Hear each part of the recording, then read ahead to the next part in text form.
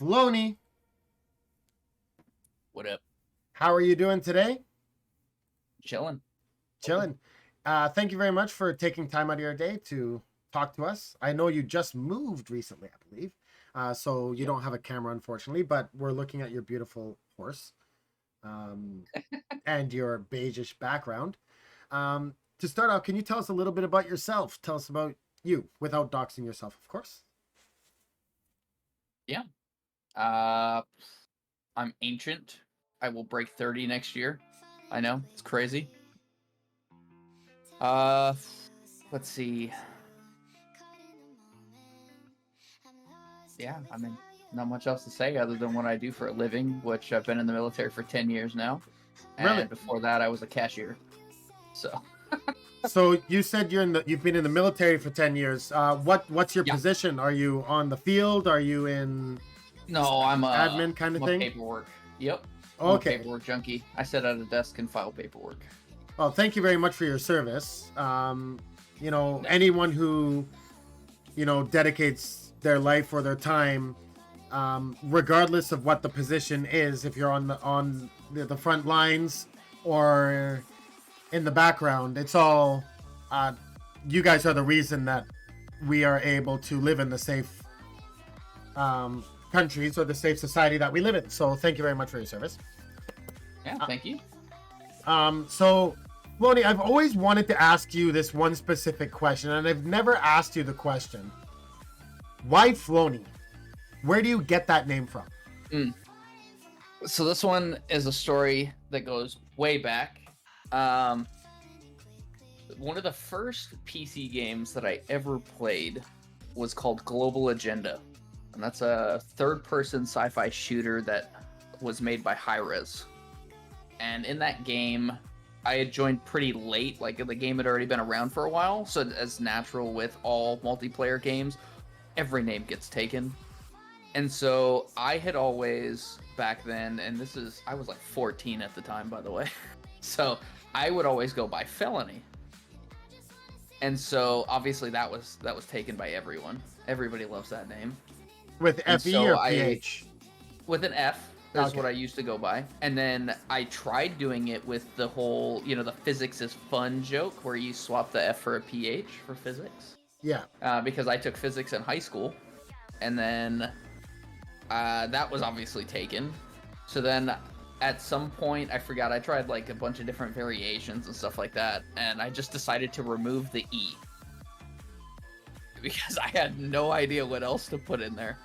And so it basically came about from the frustration of a 14-year-old being unable to pick the name that he actually wanted. And you stuck with it all this time. Well, so I got into that game really heavily, and Yeah. PHLONY kind of became my actual name after that, because I met some of my really good friends that I still play with on various PC games today. And so it just kind of became a thing, because I played that game for, I want to say, like 5 years straight. Like, that was my only game that I played for like 5 years straight. I'd go to school, I'd come home, and I'd play that all day. And then even after I graduated, I still played that one quite a bit after I finished high school. Well, and then when we eventually moved, I stuck with those same friends groups, so I just kind of, kept my name, and then I started using that across every platform and every game that I play. Yeah, I find that tends to happen. Like, I know mine is Peter 24/7, and across all platforms, it is that until I pulled a Jarbot, and my name I could never get back. So it's Peter 24/7 42 instead of 24/7, which it is everywhere else. You know me from somewhere else, but I'm gonna let you tell us about that. How did you've got one of my first founder badges. You have one of my founder badges. 10 people have them. How did you find this channel? How do we know each other? I know you said you've got to remember because you don't know if you remember. I know exactly where we met each other. When. I know where. Yeah. I just don't know when it was. It was a long time ago. Yeah, so obviously we met in War Dragons. Long time ago. That was, I think the first team where I met you was when I was Blue Reapers. Yes. I'm trying to think. I don't know. That had to be like, what, 28? No, not 2018. Probably 2019. Yes, 2019, when the first about 6 months after the massive rollout of Sapphire teams into Atlas, Yeah. where we formed our little group. You were on Blue Reapers, and I believe you went to RX. Yeah, that was a while later, but yep. Yeah, but yes, exactly. Now you've been here since the beginning, so you've seen the entire process or the entire journey that we've been on through this stream, back from before I had a camera and I was just displaying my game screen and talking over a mic with my phone and the music beside me, to when I was in the corner with no lights, no nothing, until what we had last year, what we had today. Can you tell us a little bit about your experience in watching and being in on this adventure with us, and how you've seen the stream develop over the last 2 years? Well, I mean, we could state the obvious, where it used to be all War Dragons. Yes. Where you used to come on here and stream all of the times that we would just get mass raided by Dom teams. I'm never gonna forget that. Yeah, where you would just go live at random times just to literally record what was happening, as our TA would be like hitting 4 locations by 20 teams. Yeah, the good old days. That was obviously back when you would just stream the game. You didn't have a camera or anything on, so that was always a good time. I would always tune in just to laugh. But yeah, I mean, you kind of, obviously you've gone and you've diversified the amount of games that you play and the different platforms that you play on. You're obviously now playing a lot of the PC games. You know, you play a lot of the Souls games, which I'm a massive fan of. And then you go through and you've been doing your speed runs on your older games through the emulators and stuff. So yeah, we started that about last year. Now last year, you said that you like Souls games. I know that you are a pretty big gamer, and you've kind of diversified yourself when you said you used to only, exclusively play one game, but now you play a large shut that variety. game down on me. So you had Rebound, and then you just diversified from there. Yeah, no, I mean, I've played just about everything that you can imagine. Now, you did mention that you like Souls games, and there's actually, you're the one that actually, you actually bought me Elden Ring last year. You said, Peter, you've been playing these games, you played Dark Souls, you played Sekiro, where the fuck is Elden Ring? And we had to rectify the situation. Peter, check your PMs, and I see a PM from you, and there's Elden Ring there. So, out of all of the FromSoft games, let's just stay with FromSoft for a second. Is Elden Ring, would you say that's your favorite out of all the games? Yeah, probably. I definitely think that they took a lot of the success that was the other games and built it into a much more open world experience where you can do more of what you want. And then I'll also say one of the big problems that I had specifically with Dark Souls 3, which used to be one of my favorite games, that prior to Elden Ring, that would probably be top of my list, was Dark Souls 3, was that the sorcery and stuff like that in the game was always very mediocre. Like, if you weren't running very specific builds with either the fire, the pyromancer skill set, or the basically just going with a sword, then you were basically pretty much doing nothing in terms of like end game boss fights. It was really painful. So one of my favorite things about Elden Ring was being able to actually use sorcery and it actually be effective. Was kind of like the big thing that really just made me very, very happy with Elden Ring. Took everything that I enjoyed about the previous ones and then fixed a lot of the issues I had, basically. Now, I think when you say it made it effective, I think that's an understatement. I've actually watched a lot of Elden Ring builds where there's one guy, he's really popular on YouTube, but all he does, he streams on Twitch as well, but all he does is like impossible runs, like completely naked, no hit. He started that thing and that's all he does ever. In competitions and stuff. But I've watched the kill every boss in one hit video that he made, and it's just amazing. You have to use sorcery to do it. Yeah, is it the beam? It's the one of them they did with a beam, one of them they did with Yeah. like a staff kind of thing. But it's all magic, Mm, where normally you'd go right.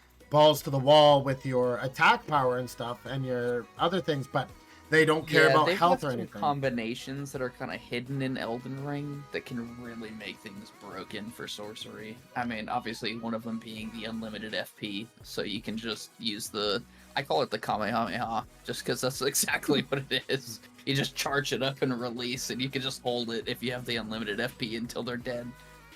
So yeah, if you get a lot of stack your intelligence up really high and get that, then it can get quite broken. But as long as you don't do that, it's balanced. Now, with this channel, we have a very large variety. You know touched on it. You said we diversified. It wasn't really until our anniversary stream last year that we really diversified. The subathon kicked it off because I obviously not going to do War Dragons 24 hours a day, 7 days a week for 18 days. So we Yeah. started branched out from there, and I kind of jumped into a world of variety streaming. Now, out of all the things we do, whether it be retro, whether it be, our drinking nights, our platformers, our rage games, we do a large variety of things. But is there something specific? Two questions in one, but is there something, a genre specifically that you enjoy particularly, and something maybe that's just not your cup of tea that you'll zone in, but you'll mostly just lurk and just watch in the background kind of thing? So what's my favorite and what's my least favorite? So I'll say I've never been one for the really, really old school retro games. I appreciated them a little bit, but I know with you doing speedrunning and stuff, I'll usually zone out on that, to be honest, if I'm around. But I'll say you don't really play these much, but one of my favorite genres would be survival games. Those are very time consuming games, though, and not something that is very easy to do. Can you But give the me an favorite ones that example you of one? play. Oh, an example of one? Yeah. One of my favorite ones is Ark. I have thousands of hours in Ark, Survival Evolved. There's Arc 2's coming out, isn't it? Oh, yeah. This year, 2024? That's what they say. We'll see. Yeah. We'll see. I think with the release of the Survival Ascended, which is the new version of Ark, where they updated it to Unreal 5, my honest opinion of that is that is a beta test, like a massive scale beta test for all of the stuff that they need to make Ark 2 run. So I think that's going to depend largely on how well Ark Survival Ascended runs. The more that they can hammer out the bugs on that, because that's going to be the same engine as Ark 2, I think the sooner we'll see the release. That's just a personal assessment, though. Yeah. As much as I enjoy survival games, I actually do enjoy them. One of the reasons I don't play them is because I have what I like to call a completionist complex. So this is why Yeah. I'll stream for 24 hours or 36 hours. I'll start a game and I won't sleep, I won't eat, I won't do anything but that game until it's done, or it will bother me. We did, and there is no completing those games at a quick yeah. amount of time. You either die or it continues forever. And if you're Well, even if you good at the die, game, you won't die. Yeah. I know I did play a while back. I used to play with the viewers. We used to play a game called Project Zomboid, if you've ever heard of it. Oh yeah, I played it. I actually still own that game, but we actually did play it with the viewers. We had people downloading the game, playing it with us, and I don't like to build. I would rather go out and kill shit. So everyone was going and building our little civilization and everything, and I was going out having fun, drawing attention, and I brought back this horde of like 300 fucking zombies, and I led them right back to our base, and I got us all killed, long story short. But I do enjoy it. Recently we played Lethal Company, which is another newer game, fun game, not a survival, more of a scavenger game. But I do like games that end, where I can see the light at the end of the tunnel. But yeah, survival games. I play a lot of survival games just because they're a great time sink. But Yeah. and you tend to get your money's worth as well. Oh, I also usually buy them in early access, so Oh yeah, I'll buy them in early access, send in bug reports and chill, and then just when they come out and they're released, then I already have it, so it doesn't matter. yeah. It's kind of like when one of the things is like I have Sekiro, which you said you haven't played it yet, correct? I still have not played it. No, I think you would love the game, but probably I'll get to it eventually. I played it. I actually got all the accomplishments on that game. I'm actually very proud of that. All accomplishments, 100% runs. And I had to play it enough to the point where I can beat that game in 40 minutes now. But It's amazing how fast you can do it when you know what to do. exactly. That's That's why like the key to FromSoft games. Is like you're gonna spend 30 hours on your first playthrough, and then your second playthrough will maybe be more. 5, and then your third one will be 1. I think Elden Ring, I spent 50, 60 hours before I beat the last boss. And that is still low for a first playthrough. Because I didn't explore. That's another thing about me. Elden Ring, it has such a massive map. So there's a lot of games that do this. Retro. If you're talking about retro, Ocarina of Time comes to mind. But games that have a massive map and you spend so much time walking and exploring, and that's something I've never been good at. That's why I struggle at these bosses, because if you are exploring, you'll have the equipment and you'll have the level appropriate for the boss you're fighting. But I'm always under leveled when I end up fighting these bosses. It's like I was fighting what's the name of the bitch with the staff that does Kamehameha at you, and she has all the singing clones. Oh yeah. I know it's Queen. Queen Starts with an M. Let's call her Queen Bitch. So, anyways, like Testing my Elden Ring knowledge. I haven't played it in a while. I had viewers in chat saying, "Why are you such a low level?" It's because I beat this boss, and then the save point points you in the direction that you have to go. I went there, and now I'm here. Why don't you explore? Fuck that. I want to go fight big shit. But it's like training in 100 times Earth's gravity. That's one thing that FromSoft is known for. See, my problem is the opposite. In an open world environment like that, I won't go to the boss for forever. So I am normally heavily over leveled and over geared by the time I actually get back to the main storyline. So I had done like half the map before I actually went and fought her the first time. So I was pretty overpowered, to be honest. And you just like snapped your fingers and she died kind of thing.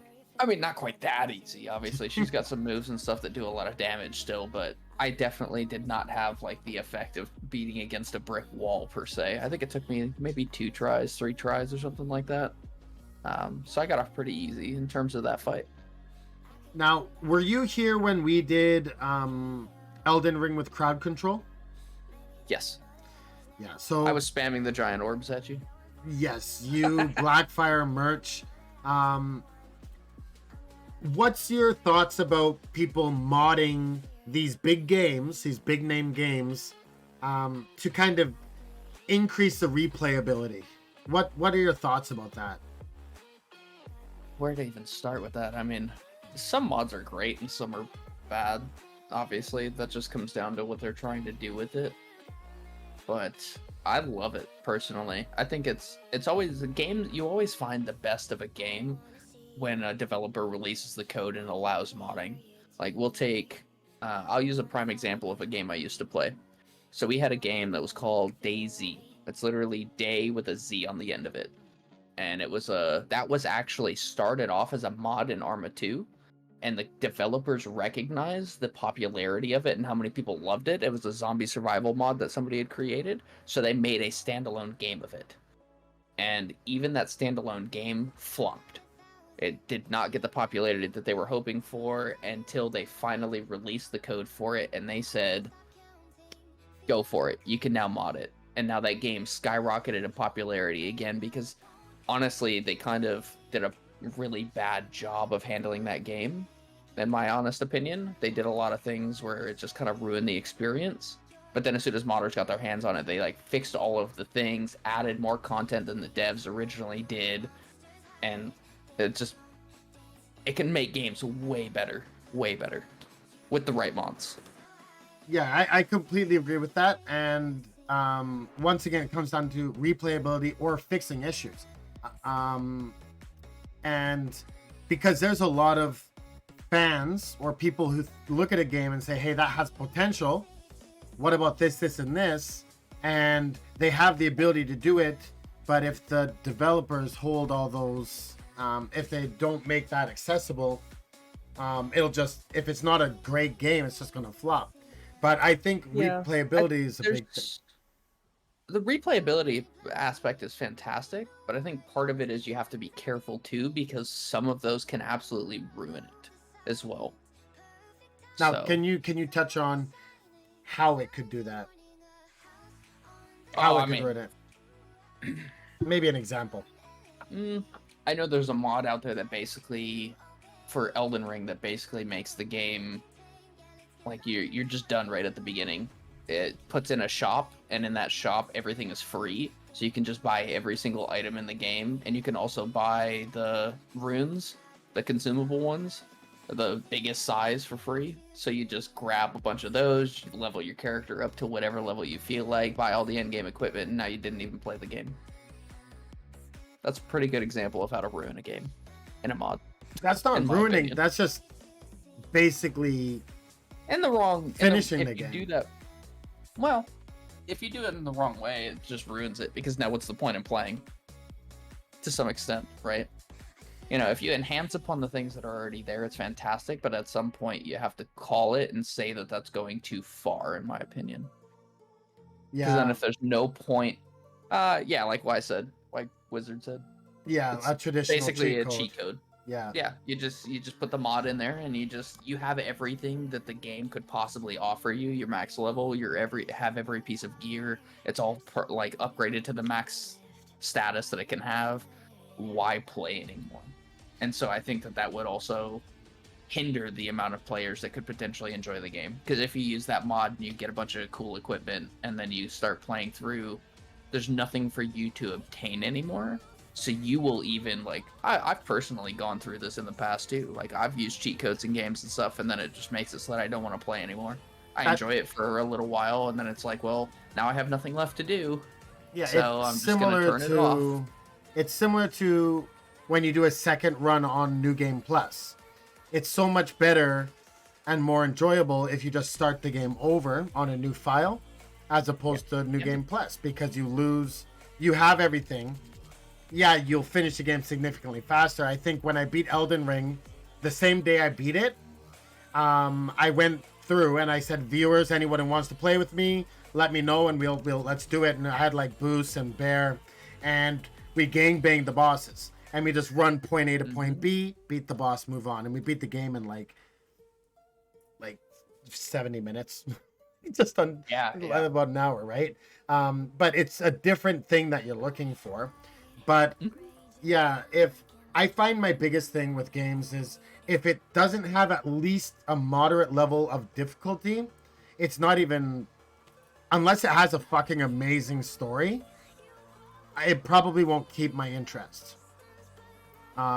There's games that have a great story and also have that level of difficulty. You have games that are easy that have a great story. Look at Undertale is a perfect example. There's only one really difficult challenge in that game. You've played Undertale, I'm guessing? No, did not play that one. I don't like super easy games. I get really bored if I don't have a challenge, to be honest. Hence why you like FromSoft and Souls-like games so much. Yeah. Armored Core 6 is a fun game. It's a good one too. So Armored Core 6, that's kind of like the foundation of FromSoft, isn't it? Wasn't that one of the first? They had this. Their Armored Core series is one of their first and biggest ones. Yep. Now I played Armored Core 6. I sat down in one day and I finished it, but I don't know. I tried to go back and play it again, and I couldn't do it. I did 2, and then I wanted to smash my head against the wall. Um, I found it a Yeah. little repetitive. Like when I played Elden Ring the second time, there was, yeah, I could go a different route. I could have a different build. Like first time I went, big ass double-handed sword, tank through it like I did in Dark Souls 1, but the second time I wanted to try a bleed weapon. So I used the katana. It's something that inflicts bleed, and there's different things you can change to make it more enjoyable the second time through. Now I'm sure you can do that with Armor Core 6, but I had a build, I stuck to it, and the story, though I was going through a different storyline, it was too repetitive for me. And I had to redo all the small shit, and there was Yeah. just to the point where I kept everything so as on New Game Plus, so everything was a little Yeah. too easy. It was. I think the biggest problem that has is there's really not universal builds that are functional that you can change out, because each boss basically has a build that you have to have for it. Every boss has like a specific challenge that you have to overcome, and once you know how to handle it and what weapon to use for it, that's kind of like the go-to for that boss. So I will say that was, in my opinion, kind of hurt Armor Core 6 a little bit. But yeah. Yeah. Now, are there any more Souls-like games coming out over the next year that you're kind of looking forward to? I don't know of any like full title releases, but you have the DLC for Elden Ring that's supposed to be coming out this year. Now, I've got one more question before we start to close it up, but two more questions actually. Sorry. The first question is there anything that you'd like to see more of on this channel that was you thinking maybe if it would be nice to see some of this stuff, or it'd be nice if we did this type of game more often? Do you have any thoughts with that regard? I know you mentioned you like survival games and stuff. We had someone, to give you an example, we had Pep was on here. He was actually suggesting more food-based streams where we do challenges with food and stuff like Food that. challenges. That'd be interesting to watch. I know Bear's recommendation led to Lethal Company, which was a blast as well. But is there anything that maybe you'd like to see more of in the future here? I mean, you're already doing it. You got another Souls game coming up later today. Soul style game coming up later today. So yes. I mean, those are the ones that I really like to enjoy. Like watching, playing myself. Those are really what I truly enjoy. So I'm excited to see what this game looks like, especially knowing that I know one of the devs involved in it. That makes it a little bit more invested, even before I see what it looks like. So definitely, I'm looking forward to seeing that. I mean, yeah. So they did say that it might have a little bugs. Obviously, it's first release, that's every right? Game. That's every game. Yeah, don't sweat it. But once we get there, the game is available. We're gonna showcase it today, and then if they give permission, we'll share that. I don't know if they're going to be uploading it to Steam eventually, or they have it somewhere else. I know they have it somewhere else right now, but we can talk about that after. Lastly, the last question, because I added the second one. Today, we are going to be playing Plate Up. Can you tell us a little bit about that game, your experience so far in it, and why you wanted to play that today? I mean, it's just a fun little game. It's how to put it? It's challenging, but not in a way that is stressful like some other games, right? Like a Souls game is designed to make you rage, right? Like this will challenge you, but at the same time, it's still a very relaxing game. So it's just something nice to play, chill little game. My experiences with it are obviously you started playing it and I was just like, yo, that looks like a fun way to kill my day. I think that was on like a Saturday or something. It's strangely addictive, isn't it? Yeah. It is. I don't know. think we played till like 4 or 5 in the morning, didn't we? Yeah, we did. Maybe later. Yeah. I think it was me, you, and Bear doing that coffee shop. We were on for forever. So to finish up, one, is there anything specifically you'd like to say to me or the community before we start to change over and move over to the game? For the community, I'll say keep it real. And to you, I'll say congrats, because you've come a long way, my friend. Thank you very years, much. that's big. You got a solid viewer base.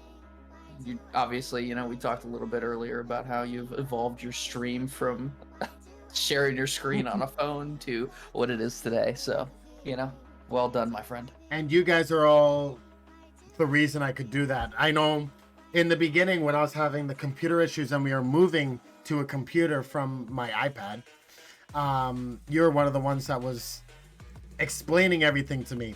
Like, PHLONY, I don't speak fucking Klingon, man. You gotta speak in dumb terms when it comes to computers. PC. Yeah, it really does feel like another language until you understand it. So, yeah. So thank you very much for taking time out of your day. Congratulations on the move. Thanks. And we will be, I'll load up plate up. I'm just going to go for a quick smoke probably. And then we'll load up plate up and we'll get started with that. Do you have the today off, I'm guessing? Yeah. I'm actually off until like the 20th. So don't tell anybody. Sounds good. You can chill with us. I got 106 more hours. Yeah. I mean, I also just got home to my hometown, so I'm going to be spending time with family and stuff that I haven't seen for a while. Well, that's good. Well, say hi to your family for me. Just tell them that we have your undivided attention for a little bit longer because I can't have you miss-serving coffees and shit. Yeah, I already told them. This time is blocked off. Most of them are at work, so it works out. But... Sounds good. So again, thank you very much. I'll move you to the lobby and I'll move you back in when we open up the game. Sound good? Sounds good. Okay, thank you, PHLONY. Yeah, thank you. Okay, guys, that was